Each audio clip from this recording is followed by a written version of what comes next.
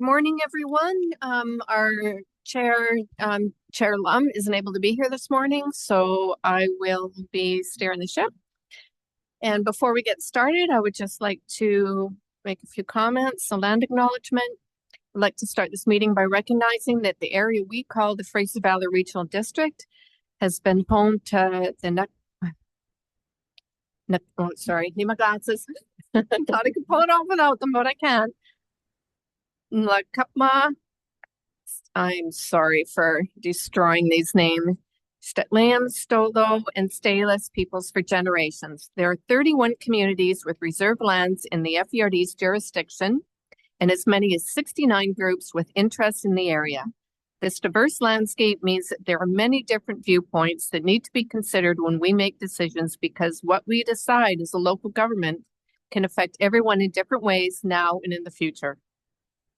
So as part of our collective responsibility, I commit that we continually examine the work that we do to ensure that our projects, plans, initiatives, and discussion are guided by the principles of inclusion, collaboration, and reconciliation today and in the future. So with that in mind, I would like to call to order the July 11th, 2024 meeting of the Regional and Corporate Services Committee meeting. All right, first item, Ms. Kinnaman. Thank you. Looking for approval of the agenda, and late items. So moved, Madam Chair. Moved by Director Fazio, second by Director. Sorry. Oh, that's going to happen a lot. So just fair warning. All in favor? None opposed? Carried. Next item. 4.1 is the draft Regional and Corporate Services Committee meeting minutes of June 13th, 2024. Moved by Director Pranger, second by Director Adamo. All in favor? None opposed? Motion's carried. Next item. Next item is 5.1, which is the Fraser Valley Regional District Officers Establishment Amendment Bylaw number 1748. There is a motion for your consideration. Good motion. Motion by Director Smith, seconded by Director Popoff. Any comments or questions? No? All in favor? None opposed? Motion's carried. Next item is 6.1.1, which is the Agassiz Air Quality Monitoring Station completion. This is an information item, but we're happy to answer any questions. Any questions? Director Pranger? No questions. It just is a nice looking building, and I'm glad it's up where at least we're getting the monitoring still in that eastern end of the valley. And thank you for supporting that in our location. Thank you. No other questions or comments? I just had, sorry. Oh, sorry, Director Adamo. Through the chair and staff, just one question. We have the air quality monitoring thing on the fire hall in the Sunshine Valley. Does that get incorporated into this program, or is that a separate thing? Sure. We'll just have our Deputy CAO, Stacey Barker, answer that question. Thank you. So what you're speaking of is part of our small monitoring program that we're undertaking. So at this time, although that information is public, I believe now, it is not part of the monitoring consideration. So when we're working with Metro Vancouver and considering advisories, we are not using that information yet, but it could be used in the future.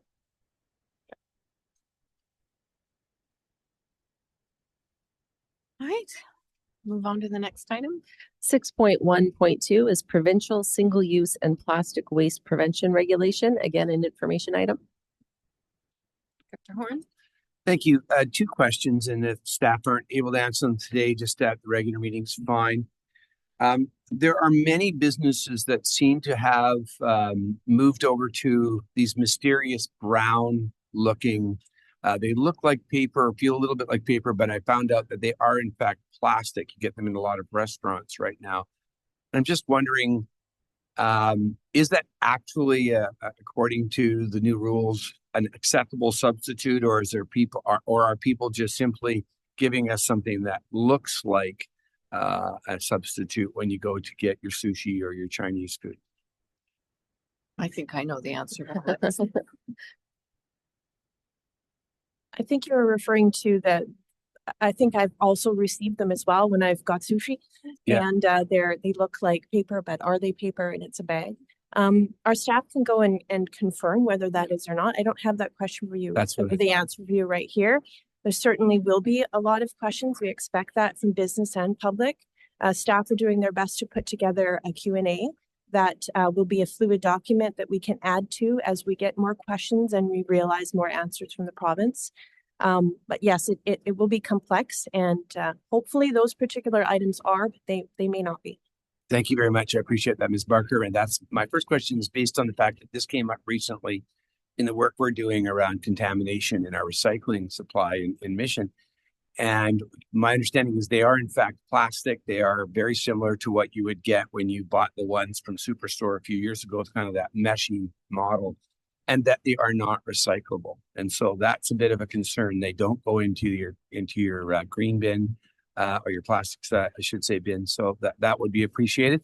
The second question is about enforcement. I noticed that what happened is that many Metro restaurants stopped asking people at drive-thrus whether they wanted straws and so forth because they were getting so many complaints. And now they just, as a standard practice, have gone back to it. Who's responsible for enforcement, if anybody, with these new regulations, and how much burden would it place on the regional district? That's a good question. Of course, it is the province who would be responsible for enforcement. However, a lot of their enforcement requirements fall on municipalities through their own curbside collection programs.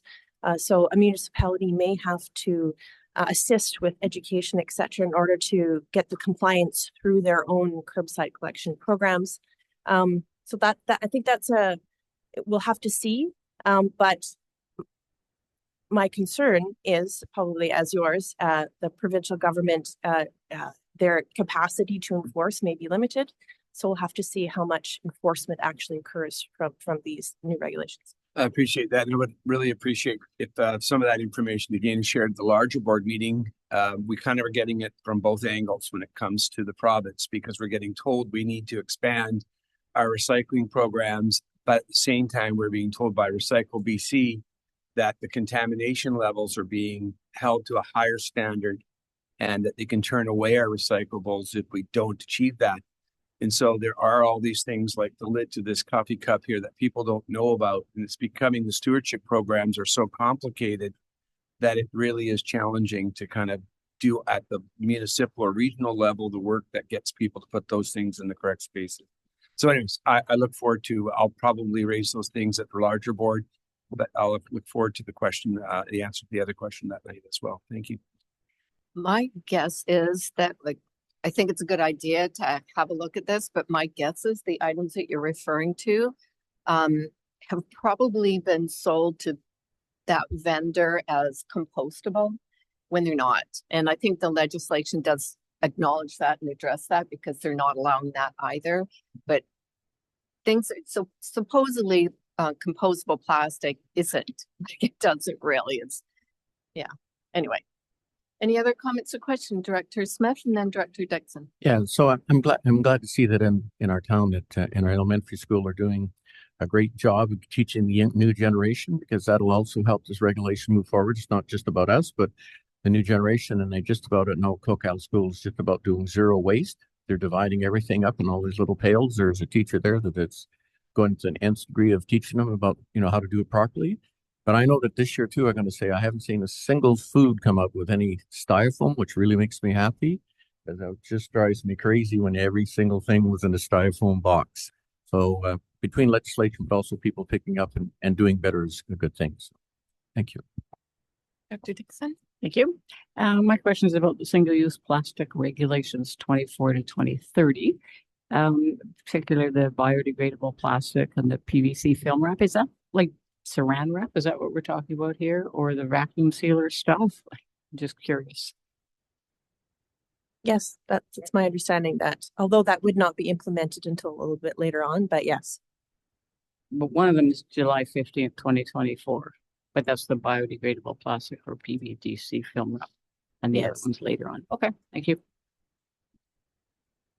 just one quick one. Dr. for- Dominic? Thank you. To staff, we had that trial program that we all approved here in this room for Chilliwack with the recyclable or returnable restaurant things. Does anybody have an update on that, or is that part of this program as well, or do they incorporate with each other? So thank you for asking that question. So while it's not part of this program, it certainly complements, like you suggest, absolutely. So that was with a group called Reusable, the Reusable Food Packaging Pilot. So that's where stainless steel reusable and returnable containers would be purchased. And the intent with that is to distribute those through businesses that would come on board. For now, in the Chilliwack downtown core area, it's my understanding. Those partnerships still need to be arranged. Reusables has suggested that this pilot could start in January 1st, 2025. That's their intention. And there would be containers in those particular businesses where you could return these stainless steel food items, containers. No one else? All right, move on to the next item.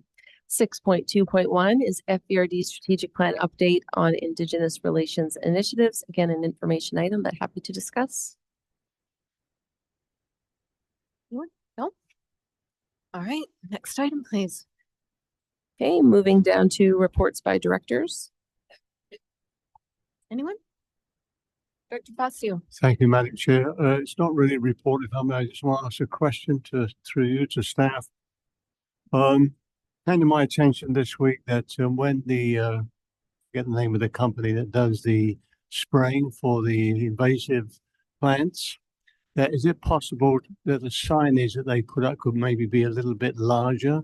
They have a bit of a problem when they're walking their dogs and all this business, that they try to find it rather, I suppose, with a lot of senior citizens in Harrison, don't have with respect, don't have your glasses on. It might be so. I'm just, if it's possible, I said I would bring it up. I don't need an answer right away, but just a suggestion that came to me. Thank you. Sure, just maybe ask Stacy to comment on that one.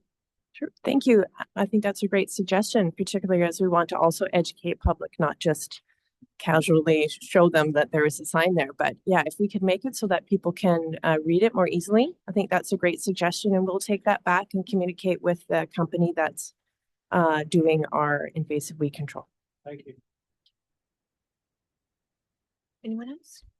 Dr. Smith? Yeah, just July the 20th in Hope, we're doing a shredding event from 10 to 2 o'clock, and all the money that's being from the shredding will go towards our spray park, and Enbridge is paying for for the shredding and that to be done. Just trying to get people out, get rid of all their personal information instead of throwing it in the dump and having a new credit card that you never applied for show up. So, but I think it's a good initiative to do that and have I know Chilliwack's done it a few times in that, but I'm very glad that Enbridge was willing to step up and pay for it, and it makes a good event. Thank you. Great, thank you. Anyone else? All right. So Move on. next item is public question period for items relevant to the agenda.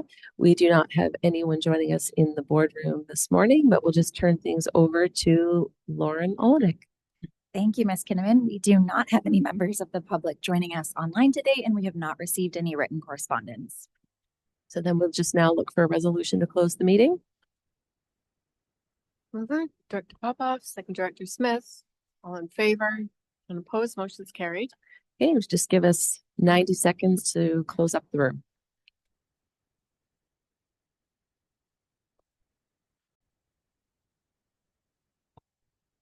We're ready when you are, Vice Chair Ross. Thank you. Do we need a motion to? So we're up to 15.1, which is 2024 to 2034 Community Works Fund Agreement. There is a motion for your consideration. All Madam right. Chair, could I ask that we sever the two clauses of the motion? Okay. So we're going to take the first clause separately. Yes, Are you please. moving that? I'll move the first clause, yes. All right. Moved by Dr. Horn. Do we have a seconder? Seconded by Director Smith. Oh, sorry. Dr. Smith. No comments? Director Dickey? You're not on. Thank you.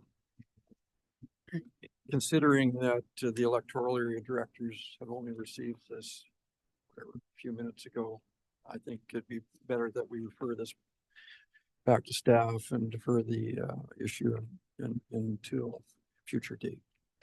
Well, I think if we just move the first part and defer the second part, the way I understand it, the first part, you would still get the base amount. What's up for discussion then, what would be deferred is discussion on the remainder. And the allocation, So- and the formula. I think that still addresses the electoral area concerns, but tell me if that. if I'm I can provide some satisfied with clarity if that. it's helpful. Sure. So UBCM provides us with an agreement and an overall funding amount. So the first clause would be authorizing the signatories to sign the agreement so that the full amount of $1.014 million is allocated to the regional district. The second clause would enable the Electoral Area Services Committee as well as the full board to spend a bit more time on how they wish to allocate that $1.014 million. I withdraw my motion. Thank you. Great. Thank you, Director Dickey. So we have motion on the table. All in favor? Any opposed? None carried. All right. Anyone prepared to motion to refer back to staff? For yes. We have seconder, Director Pranger. Comments, all in favor? None opposed. Motion's carried. Thank you. And just looking for a motion to adjourn. All right. Moved by Director Facio, seconded by Director Siemens. Well, I haven't picked on you yet. All in favor? None opposed. Motion's carried.